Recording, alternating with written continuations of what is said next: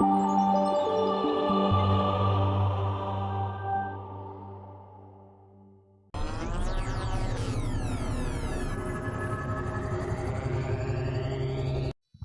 Everyone, welcome to இதா spoken English class. இப்போ நம்ம கன்ஜங்ஷன் தான் பார்த்துட்ருக்கோம்.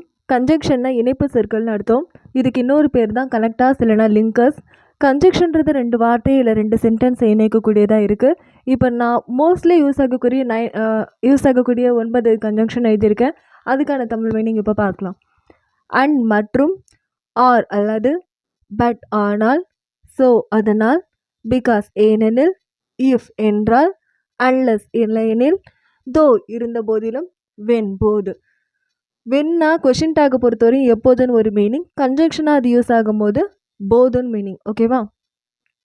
இப்போ டீயும் சாக்லேட்டும் வேணும், டீயும் காஃபியும் வேணும்னும் போது டீ அண்ட் காஃபின்னு அர்த்தம். இப்போ டீ ஒரு பொருள், காஃபி ஒரு பொருள் இல்லையா? ரெண்டுத்தையும் அந்த அண்டுன்ற வார்த்தையில் இணைச்சிட்டோம். டீ இல்லைனா காஃபின்னும் போது டீ ஆர் காஃபி, டீயும் காஃபின்னும் போது டீ அண்ட் காஃபி. ஸோ இப்படி தான் நம்ம கன்ஜங்ஷனை யூஸ் பண்ணுவோம். இப்போ சென்டென்ஸ் யூஸ் பண்ணி பார்க்கலாம். பானு அண்ட் அனு, பானு மற்றும் அனு, பானு அண்ட் அனு ஆர். ஏன் இங்கே ஆர் வந்திருக்குன்னா, பானு அண்ட் அனு சேரும்போது இது ப்ளூரலாக மாறுது. ப்ளூரல்னா பன்மை, அதனால தான் இங்கே ஆர் யூஸ் பண்ணிருப்போம். இதே சிங்குலராக இருந்ததுன்னா எஸ் யூஸ் பண்ணிருப்போம். ஒன்றுக்கும் மேற்பட்ட பர்சனை பற்றி பேசுகிறதால இங்கே ஆர் என்ற helping verb. Banu and Anu are good friends. Banu மற்றும் அனு நல்ல நண்பர்கள்.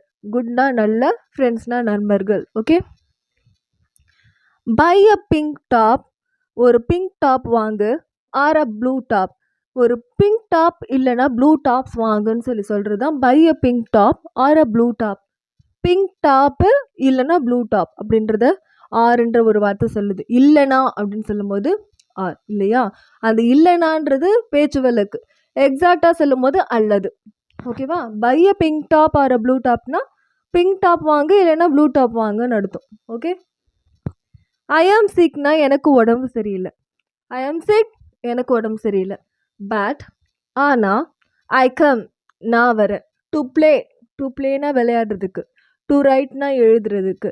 ஐ கம் டு ப்ளே, நான் விளையாடுறதுக்கு வரேன். ஐ ஆம் சிக், எனக்கு உடம்பு சரியில்லை. பட் ஆனால், ஐ கம் டு ப்ளே, நான் விளையாடுறதுக்கு வரேன். ஓகே. நெக்ஸ்ட்டு பாருங்கள். ஐ ஆம் சிக், எனக்கு உடம்பு சரியில்லை. ஸோ அதனால் ஐ டேக், நான் எடுக்கிறேன். ஐ டேக் லீவ், நான் லீவ் எடுத்துக்கிறேன். ஓகே. ஐ ஆம் சிக், எனக்கு உடம்பு சரியில்லை. ஸோ அதனால் ஐ டேக் லீவ், நான் லீவ் எடுத்துக்கிறேன். ஓகே. ஹீ கிரைட், அவன் அழுதான். ஹீ கிரைட், அவன் அழுதான். க்ரையோட பாஸ்ட் டென்ஸ் கிரைடு. பிகாஸ் ஏன்னா, பிகாஸ் ஏன்னா, ஹி லாஸ்ட், அவன் தொலைச்சிட்டான். ஹிஸ் வேலட், அவனுடைய வேலட். வேலட்னா ஒன்றும் இல்லை, purse. He lost his wallet, அவன் அவனுடைய வேலட்டை தொலைச்சிட்டான். ஹி கிரைட், அவன் அழுதான். பிகாஸ் ஏன்னா, ஹி லாஸ்ட் ஹிஸ் வேலட், அவன் அவனுடைய வேலட்டை மிஸ் பண்ணிட்டான். யூ ஸ்டடினா நீ படிச்சா, நீ படிக்கிறேன்னு அர்த்தம். இஃப் யூ ஸ்டடி, நீ படிச்சனா. இஃப்னா நான் பேச்சு வழக்கில் சொல்லுவோம். நீ படிச்சனா. இஃப் யூ ஸ்டடி, நீ விளையாடினா. இஃப் யூ ப்ளே, நீ கடினமாக உழைச்சனா. If you work hard. Okay. So இந்த மாதிரி தான் இஃப் யூஸ் பண்ணுவோம். இஃப் யூ ஸ்டடி, நீ படிச்சனா. யூ வில் பாஸ், நீ பாஸ் ஆவ. வில்ன்றது ஃப்யூச்சர் டென்ஸு, ஸோ ஃப்யூச்சரில் நடக்கும். யூ வில் பாஸ், நீ பாஸ் ஆவ. If you study, you will pass, நீ படிச்சனா நீ பாஸ் ஆவ. ஓகேவா? நெக்ஸ்ட்டு பாருங்கள். இஃப் யூ ப்ளே, நீ விளையாடினா. யூ வில் நாட் பாஸ், நீ பாஸ் ஆக மாட்ட. ஓகே. ஸோ நல்லா பாருங்கள். Next sentence. இஃபுக்கும் அன்லஸ்க்கும் என்ன டிஃப்ரென்ஸ்னா, இஃப்ன்றது பாசிட்டிவ் ஸ்டேட்மெண்ட்க்கு யூஸ் பண்ணிக்கலாம், அன்லஸ்ன்றது நெகட்டிவ் ஸ்டேட்மெண்ட்க்கு யூஸ் பண்ணிக்கலாம். இஃப்னா அந்த நான் சொல்கிறோம் இல்லையா, நீ படிச்சனா, நீ விளையாடுனா, அப்படி.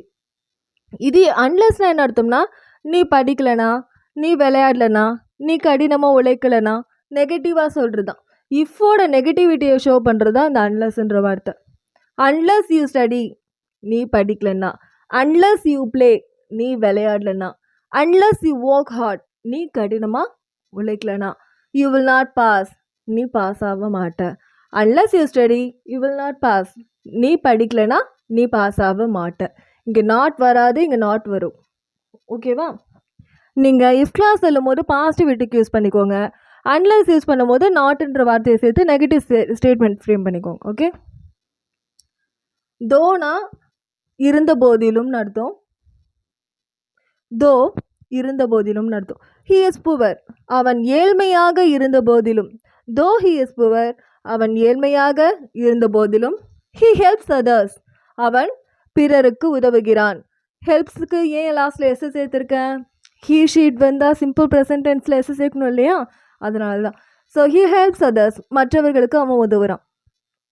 அவன் ஏழ்மையாக இருந்த போதிலும் அவன் மற்றவர்களுக்கு உதவுறான். அப்போ though he is poor, he helps others. Okay, I saw, நான் பார்த்தேன். ஐ சா த தீஃப், நான் திருடனை பார்த்தேன். வென்னா போது. வென் ஐ சா த தீஃப், நான் திருடனை பார்த்த போது.